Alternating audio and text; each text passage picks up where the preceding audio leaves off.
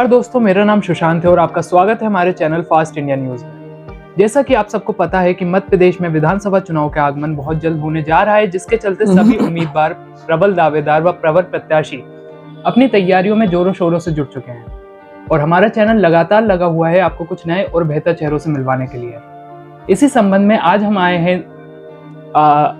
हैं डबरा विधानसभा में, जहां पर हम आपकी आज मुलाकात कराएंगे कांग्रेस के एक प्रबल दावेदार से। तो आइए इनसे बात करते हैं और जानते हैं कि इनके विधानसभा क्षेत्र में वर्तमान स्थिति कैसी है और इनके आने वाले कल में क्या मुद्दे होने वाले हैं। नमस्कार सर। जी सर, नमस्ते सर, आपका बहुत बहुत स्वागत है हमारे चैनल फास्ट इंडिया न्यूज में। सबसे पहले मैं आपके चैनल के माध्यम से जी आप सबको बहुत बहुत धन्यवाद देता हूं कि मेरी बात को मेरे क्षेत्र की जनता जनार्दन तक पहुंचाने के लिए। सर, सबसे पहले आपका परिचय जानना चाहेंगे। मेरा नाम सूबेदार बुजुर्ग जी। मैं डबरा चीनो रोड पर निवास करता जी। हूं और डबरा विधानसभा से कांग्रेस पार्टी से टिकट मांग रहा हूं। तो सर, देखा जाए तो वो क्या कारण है जिसके चलते आपको ये महसूस हुआ कि आपको भी चुनावी मैदान में उतरना चाहिए? देखिए सर, मैं तो पिताजी सरपंच रहे और मेरा पूरा परिवार राजनीति से जुड़ा हुआ रहा है। माताजी मंडी में डायरेक्टर रहे, दादाजी भी मेरे सरपंच रहे जी। और शुरू से ही राजनीति करने का मन था और 17 सालों से कांग्रेस की राजनीति कर रहा हूं और जन्म ही कांग्रेस में है। अच्छा। पूरा परिवार कांग्रेस में बिलोंग करता है और निरंतर तैयारियां, मैं सरपंची का चुनाव भी लड़ा, मंडी का भी लड़ा। क्योंकि महिला सीट होने की वजह से मेरी शादी नहीं हुई तो मैंने अपनी मां को चुनाव लड़ाया था उस समय। अच्छा। तो सर, आपके विधानसभा क्षेत्र में अभी वर्तमान स्थिति कैसी बनी हुई है? क्या सर मैं कुछ समस्याएं हैं, कुछ अनियमितता हैं? जी जी सर, मैं क्षेत्र में निरंतर जा रहा हूँ। कंटिन्यू मेरा क्षेत्र में जाने का दौड़ा 1 to 1 निरंतर जारी है जी। और जो समस्याएं आती हैं वो नए लोगों को आती हैं जी। बाकी मैं तो अपने क्षेत्र की जनता से जुड़ा हुआ हूँ और मुझे अपनी क्षेत्रीय जनता पर पूरा विश्वास भरोसा है, क्योंकि मेरा चुनाव कांग्रेस पार्टी के साथ साथ मेरे क्षेत्र की जनता लड़ेगी जी। और मैं तो नतमस्तक हूँ अपने क्षेत्र की जनता के चरणों में। उनने मुझे हमेशा इस योग्य समझा। मैंने जितने चुनाव 2 बार चुनाव लड़े तो उनने मुझे चुनाव जिता के हमेशा जी सफलता की ओर भेजा और आज भी मुझे विश्वास है कि मेरे क्षेत्र की जनता मेरे लिए हमेशा बेहतर करेगी जी। और क्षेत्रीय जनता का आशीर्वाद हमेशा मेरे ऊपर रहा है और आज भी और रहेगा। तो जैसा कि आपने बताया कि आप कांग्रेस पार्टी से विधायक पद के लिए दावेदारी कर रहे हैं, जी, तो आप जनसंपर्क भी मूल रूप से कर ही रहे होंगे। जी बिल्कुल। तो जनता के द्वारा वो कौन सी मूलभूत समस्याएं हैं जो आपको सुनने को मिल रही हैं? देखिए, डबरा एक तो मुख्य समस्या कह लो अपन, या मेरे क्षेत्र की जनता की मांग कह लो और या मेरी मांग कह लो, डबरा जिला बनना चाहिए। क्योंकि कुछ जगह ऐसी हैं जहाँ पे 1 लाख की वोटिंग है जी। वो जिला बन सकता है, तो डबरा में तो नगर पालिका में ही 1,27,000 से 30,000 वोट है। अब सूची में नाम और बढ़ के आ गए, तो क्यों नहीं डबरा जिला बने? और डबरा जिला बनने से क्या यहाँ का डबरा का विकास होगा। यहाँ के स्टूडेंट जो बाहर जाते हैं, बाहर पढ़ाई के लिए प्लान करना पड़ रहा है। शिक्षा से वंचित है डबरा, स्वास्थ्य से वंचित है डबरा, मूल सुविधाओं से किस प्रकार की शिक्षाएं सेवाएं इधर पे संचालित हो रही सर? आप सुबह स्टेशन जाइए, घर घर से बेटे को लोग ग्वालियर प्लान कर रहे हैं पढ़ने के लिए। यहाँ पे ना तो कोई ऐसा कॉलेज है जिसमें कोई अच्छी सुविधाएं हो, ना तो हॉस्पिटल है जिसमें कोई अच्छी सुविधाएं हो। यहाँ पे डिलीवरी साल में कई दुर्घटनाएं होती हैं। सर, क्या यहाँ पे जो सरकारी स्कूल हैं वो अच्छी तरह संचालित हो रहे हैं? सर मैं तो एक बात जरूर कहूंगा कि जितने सरकारी कर्मचारी हैं मैं उनसे भी हाथ जोड़ के निवेदन करूंगा, और ईश्वर ने मुझे समय दिया, मौका दिया, तो मैं इस चीज को पटल पर भी रखूंगा कि मध्य प्रदेश में जितने भी कर्मचारी लोग हैं, मध्य प्रदेश में जितने भी लीडर हैं, जितने भी नेता हैं, राजनेता हैं, सब अपने स्कूल बच्चों को सरकारी स्कूल में जिस दिन पढ़ाना चालू कर देंगे, मुझे विश्वास है उस दिन दशा और दिशा दोनों सुधर जाएंगे जी। और सर, जो स्वास्थ्य सेवाएं वो किस प्रकार संचालित हो रही हैं? उसमें भी कई बार सुनने को मिलता है पब्लिक के द्वारा कि उसमें भी काफी सारी अनियमितताएं हैं। उसमें जो डॉक्टर्स होते हैं वो है ही नहीं, कई सारे। सर, डबरा की स्थिति देखो तो एक नर्स बेचारे डिलीवरी कर रही है, क्योंकि अब डॉक्टर महिला डॉक्टर है नहीं, और वो डिलीवरी करना नहीं चाहती, अलग प्राइवेट क्लिनिक खोल के वो बैठे हैं। लेकिन यहाँ पे कोई न तो महिला डॉक्टर है, ना कोई अच्छे डॉक्टर है, तो लोगों को मजबूरी में प्राइवेट जाना पड़ता है जी। जो सक्षम है वो तो इलाज भी करा लेगा, डिलीवरी भी करा लेगा, वो कईयों महिला बेचारी दम तोड़ जाती है। डबरा शहर की स्थिति है। और सर कई बार तो ये भी देखा जाता है कि जो आम जनता है वो अस्पतालों में जाने से घबराती है कि कोई गलत इंजेक्शन ना लगा दें लोग। क्या है सर, बिल्कुल वो भी आम समस्याओं पर। बिल्कुल सत्य बात है सर जी। क्योंकि उसकी भी एक डर इसलिए बना हुआ है क्योंकि हम लोग अभी हमारे क्षेत्र के जो लीडर हैं, अधिकारी कर्मचारी हैं, कोई भी व्यक्ति सरकारी हॉस्पिटल में इलाज कराने नहीं जाता जी। ना के बराबर लोग जाते हैं। और अगर वो लोग उस चीज और प्लान कर जाए, सरकारी योजनाओं की ओर प्लान कर जाए, सरकारी नौकरी सबको चाहिए, सरकारी सुविधा सबको चाहिए जी बिल्कुल, लेकिन ना तो अपने बच्चों को कोई स्कूल में भेजना चाहता है सरकारी में, ना तो स्वास्थ्य इलाज कराना चाहता है। ये हमारी बहुत बड़ी समस्या है। और इसके लिए एक मैं तो ये कहूंगा कि भविष्य में एक नियम लागू होना चाहिए। नियम विधानसभा में भी एक विधेयक पारित होना चाहिए इस तरीके का कि जितने कर्मचारी हैं, जितने जनप्रतिनिधि हैं, जितने लीडर हैं, चाहे वो छोटा हो चाहे बड़ा हो, ये निश्चित हो जाना चाहिए कि वो सरकारी स्कूल में ही अपने बच्चों को पढ़ा सकेगा जी। और सर कई बार सरकारी हॉस्पिटल में ही अपने बच्चों का परिवार का इलाज कराएं। प्राइवेटीकरण तभी तो हो रहा है। ये देश दिशा आज जिस ओर जा रहा है हमारा देश, सोचिए एक बार, ना तो शिक्षा ना नौकरी, बिल्कुल ये बेरोजगारी की ओर जा रहा है। और नौकरी भी किसको मिल रही है? जिसके पास 5-10 लाख रुपए, पटवारी घोटाला, पुलिस घोटाला, तमाम घोटाले हो रहे हैं, योग्य व्यक्ति का तो शोषण हो रहा था जी। सर बेरोजगारी, आपने जैसे बताया कि बेरोजगारी एक बहुत ही बड़ी समस्या आकर खड़ी हुई है जी। ना सिर्फ ये मध्य प्रदेश में, ना सिर्फ आपकी विधानसभा में, पूरे देश की ये बहुत ही बड़ी समस्या है। आप इस समस्या के लिए किस तरीके से प्रयास करेंगे सुलझाने का? सर मैं आपको एक चीज बता दूं, क्या काफी जगह, काफी विभागों में खाली पद पड़े हुए हैं लेकिन सरकार बनना नहीं चाह रही।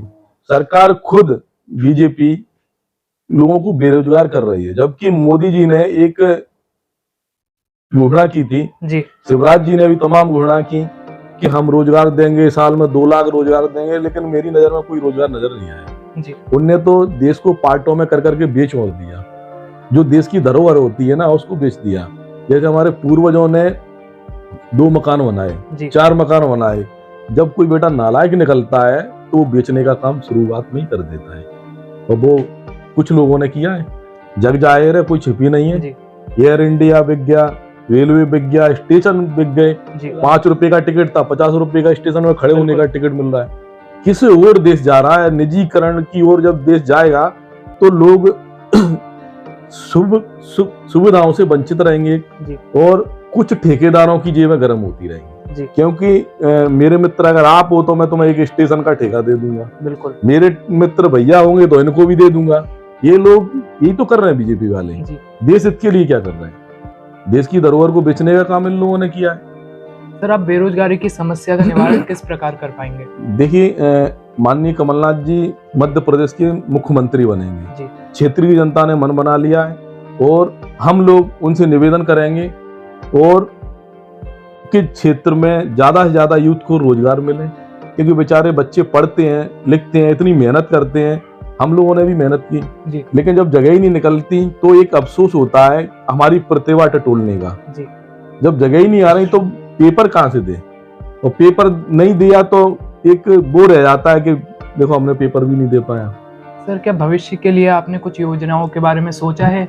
सर मेरा शिक्षा, स्वास्थ्य और भ्रष्टाचार मुक्त मध्य प्रदेश, 3 मेरे संकल्प हैं। कई बार ये भी सुनने को मिलता है कि भ्रष्टाचार अपनी चरम सीमा पे आ गया है, हर जगह पे भ्रष्टाचार। सर मैं ये कह रहा हूँ कि यहाँ तक कि रोड पर खड़े हो जाते हैं पुलिस वाले और वो अवैध वसूली भी करते हैं लोगों से। सर उसमें गरीब लोगों से। उसमें मैं आपको एक चीज बता दूं, जो उनका वसूली करने का जो तरीका है वो सत्य है, लेकिन उसकी वजह कुछ नेताओं का संरक्षण भी है। बिल्कुल। और जब संरक्षण उनको नहीं मिलेगा, हम जैसे लोग, आप जैसे लोग जब पटल पे आके उनके खिलाफ बात रखेंगे तो भ्रष्टाचार बहुत जल्द मुक्त होगा मध्य प्रदेश। इतना मैं जरूर कहूंगा, क्योंकि है ना, भ्रष्टाचार से ये दीमक बनता जा रहा है, खोखले होते जा रहे हैं। लोगों ने भी बेचारे ने मन बना लिया। क्षेत्रीय जनता भी अब सोचती है कि मैं पटवारी के यहाँ जाऊं तो उसको पैसे तो देना ही देना है, बिना पैसे का उसका काम नहीं हो रहा। उसने ही मन बना लिया, भैया ये काम कर दो, ये पैसे ले लो। लेकिन ये चीज हमें दूर करना पड़ेगी। हमें उनको आपको सबको मिलकर दूर करना पड़ेगी कि इनको हमारे टैक्स से वेतन मिलता है, बिल्कुल इनका घर हम चला रहे हैं, ये हमारी नौकरी कर रहे हैं, इनसे निवेदन हम करेंगे भैया आपको वेतन मिल रहा है, आप पैसे मत लो, रिश्वत मत लो। जब हमारी मेंटलिटी वहां से हट जाएगी उनको देने से, जब हमारा संघर्ष जारी हो जाएगा तो बहुत जल्द भ्रष्टाचार मध्य प्रदेश में खत्म होगा। सर एक और समस्या जिसे कहीं ना कहीं हर कोई नजरअंदाज कर देता है कि रोडों पर यूं ही अन्ना जानवर, हाईवे पे मध्य प्रदेश में यूं ही अन्ना जानवर घूमते रहते हैं, जिसके कारण कई बार एक्सीडेंट होने का भी खतरा काफी बढ़ जाता है और कई बार दुर्घटना में तो इंसान की भी मौत हो जाती है। बिल्कुल। और जो गाय होती है, अन्ना जानवर होते हैं, उनको भी हानि पहुंचता है, उनके भी जीवन को हानि पहुंचता है। सर तो आप इस समस्या के बारे में क्या देखिए, हम लोगों ने इसके लिए व्यक्तिगत रूप से हमने अपने शहर में रेडियन लगाए थे जी। गायों के रेडियन इसलिए बांधे गए थे हम लोगों गले में, जो आजकल गले में, इसलिए क्योंकि जिससे लोगों को दिखे कि गाय रोड पर चल रही है या कोई कहीं बैठी हुई है गाय, तो एक तो दोनों को दुर्घटना से बचे, सामने वाला भी और गाय भी। सर जो कमलनाथ जी की दूसरी बात, महीने की सरकार थी, उसमें उनका कहना था कि उन्होंने कुछ कई सारी जो गौशालाएं बनवाई गई थी जी, लेकिन उनका संचालित अच्छी तरीके से क्यों क्या है, मैं आपको एक चीज बताऊं, माननीय कमलनाथ जी ने जो गौशालाएं बनवाई थी जी, पूरे मध्य प्रदेश में उनने किसी और तो ले गए थे कि गाय सुरक्षित रहे, बिल्कुल, और आमजन भी सुरक्षित रहे, दुर्घटना न हो। लेकिन एक चीज जरूर कहूंगा मैं, संविधान में अगर आपने देखा हो तो बाबा साहब ने कहा था ये संविधान में बना चुका जी, इसको अगर अच्छे से अगर आप लोग चलाएंगे,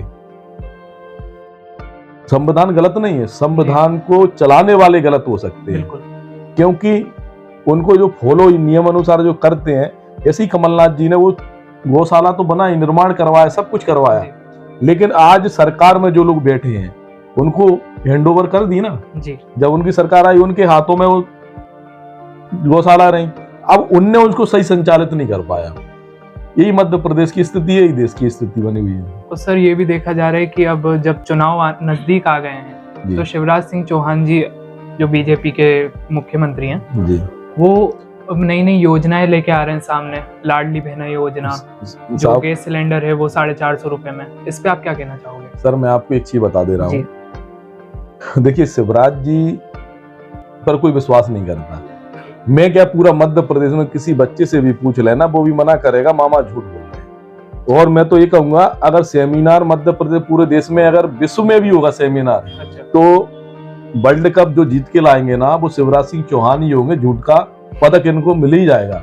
अच्छा, ये तय मान लेना। कोई उनकी घोषणा, कोई घोषणा है, कम से कम 22,000 घोषणा पेंडिंग पड़ी। घोषणा तो एक लेटर लिखना और नीचे साइन करना, मैंने घोषणा कर दी भैया ये लोग तो कोई विश्वास की कोई कड़ी नहीं है। कमलनाथ जी विश्वास की कड़ी है, विचारधारा की कड़ी है, लोगों को अटूट विश्वास है माननीय कमलनाथ जी के ऊपर, उनके वचन के ऊपर, उनके विश्वास के ऊपर। और इतना अटूट विश्वास आप किसी से भी पूछ लो। मैं तो एक कांग्रेस का कार्यकर्ता हूं तो मैं उनकी बात करूंगा, आप लगे, लेकिन क्षेत्र में जाके जनता है पूछ लो आप, तो हर व्यक्ति ये कहेगा माननीय कमलनाथ जी को पर हमें विश्वास है, क्योंकि वो झूठ नहीं बोलते, ना वो झूठ का सहारा लेते हैं, ना वो झूठ बोलते हैं। सर अब देखा जाए तो जैसे कि हमने कुछ समस्याओं के बारे में चर्चा करी आपके साथ, तो इन समस्याओं को लेकर जो वर्तमान के विधायक जी हैं उनने किसी भी प्रकार की कोशिश नहीं करी इन समस्याओं का निवारण करने के लिए?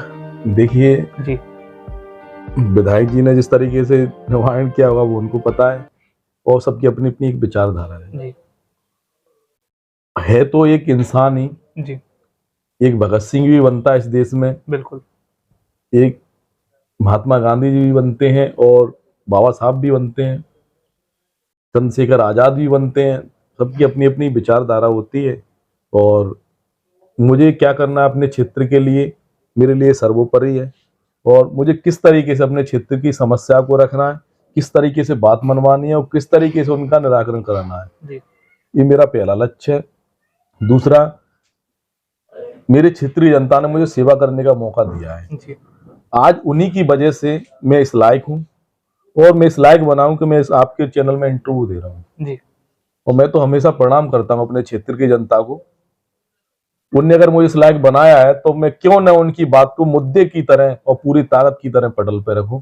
अगर मैं उनकी बात को नहीं रख पाया तो मुझे ऐसी सेवा, जनसेवा करने का या राजनीति करने का भी कोई अधिकार नहीं।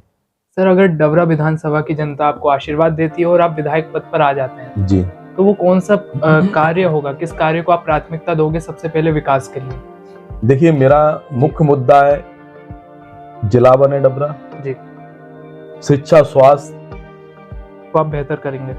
मेरा पहला संकल्प है। और क्षेत्र की जनता, अधिकारी लोग, कर्मचारी लोग सबसे निवेदन करके, सभी जनप्रतिनिधियों से निवेदन करके मैं कोशिश करूंगा सबसे पहले डबरा मध्य प्रदेश में वो डबरा बने, वो विधानसभा बने जहां पर भ्रष्टाचार मुक्त रूप से मिट चुका हो।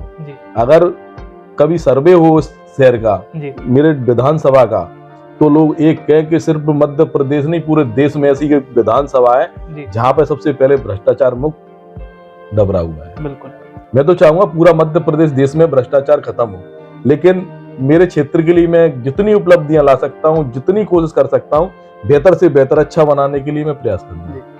सर, आप हमारे चैनल के माध्यम से अपने विधानसभा क्षेत्र की जनता को क्या संदेश देना चाहते हैं?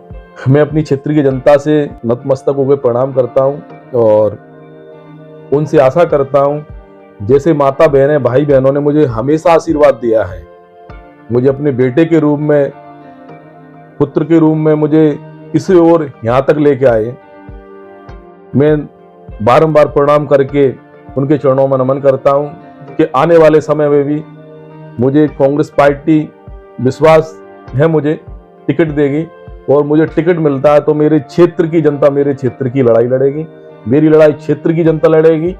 और मैं विश्वास दिलाता हूं उनकी सेवा के लिए मैं 5 साल घर नहीं बैठूंगा, नतमस्तक होके रात दिन उनके लिए मेहनत करूंगा और उनका कर्ज उतारने की हमेशा कोशिश करूंगा, क्योंकि आज मैं जो भी हूं सब क्षेत्र की जनता की वजह से ही हूं और पार्टी की वजह से हूं। और भविष्य में भी अगर जब मुझे वो आगे ले जाएंगे, मुझे इस लायक बनाएंगे, तो मैं उनको विश्वास दिलाता हूं कि उनका बेटा जैसे माँ बाप की सेवा करता, सूबेदार ब्रिजौल डबरा विधानसभा में अपने माँ बाप की तरह अपने क्षेत्र की जनता की सेवा करेगा। मैं आपके माध्यम से यही कहना चाहता हूं, आपके चैनल के माध्यम से, और मैं क्षेत्रीय जनता को फिर प्रणाम करता हूं। धन्यवाद सर। जय।